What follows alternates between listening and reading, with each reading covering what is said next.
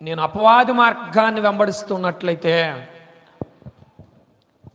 నేను ఎవరి గురించో చెప్పాలనుకోవట్లేదు. గ్రంథాన్ని పరిశీలన చేస్తే దేవుని ప్రజలైనటువంటి ఇశ్రాయేలీయులు ఐగుప్తు దేశములో నుండి కానాను దేశానికి ప్రయాణం చేస్తూ మార్గం మధ్యలో ఆగి, మార్గం మధ్యలో వారు ఏం చేశారంటే అండి, తమకు ఇష్టం వచ్చినట్లుగా తమకు విచ్చలవిడితనంగా మసులుకున్నారు. మాటలు చెప్పొద్దు, మనం మాటలు చెప్పేటువంటి పరిస్థితి కాదు. వాక్యాన్ని పరిశీలన చేసుకుందాం. నిర్మాకాండ గ్రంథంలో నుంచి 32వ అధ్యాయం, నిర్మాకాండ గ్రంథం 32వ అధ్యాయం 25వ వచనాన్ని చదువుకున్నట్లయితే, ప్రజలు విచ్చలవిడిగా తిరుగుట మోషే చూచును. వారి విరోధుల్లో వారికి ఏం కలిగిందటండి, ఎగతాళి కలిగినట్లు అహరోను విచ్చలవిడిగా తిరుగుటకు వారిని ఏం చేసి ఉండినంటే అండి, అసలు విడిచిపెట్టేశారు.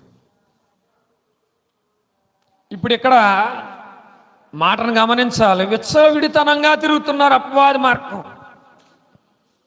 అపవాది మార్గం తమ ఇష్టము, తమకు ఎలా నచ్చితే అలాగా, తమకు ఏమనిపిస్తే అది, తమ ఎలా చేయాలనుకుంటే అలాగా, తమకు ఇష్టమైనట్లు చెయ్యాలి అని అంటే అది ఎలా కుదురుతుందండి?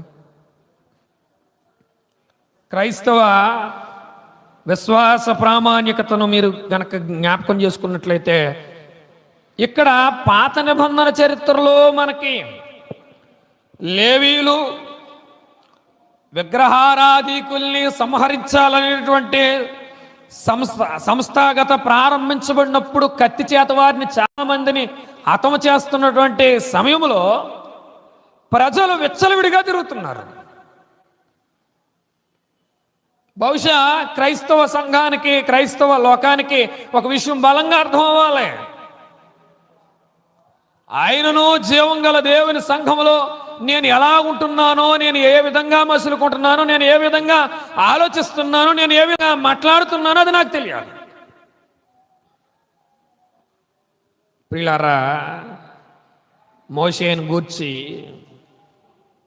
మోషే చరిత్ర చాలా విపులంగా ఆలోచిస్తే చాలా శ్రేష్టవంతమైనటువంటి చరిత్ర. అందులో ఒక ముఖ్యమైనటువంటి విషయం మాట్లాడుకుంటున్నాం. ప్రజలు ఎందుకు విచ్చలవిడితనంక వెళ్ళిపోతున్నారండి అంటే, ఐగుప్తులో బయలుదేరినప్పుడు దేవుడా నువ్వే దిక్కు అని చెప్పినటువంటి ఈ మనుషులే కొంతకాలవత్తులోకి అసలు యెహోవా ఎవడో అని అడిగారు. ఎవరన్నారు?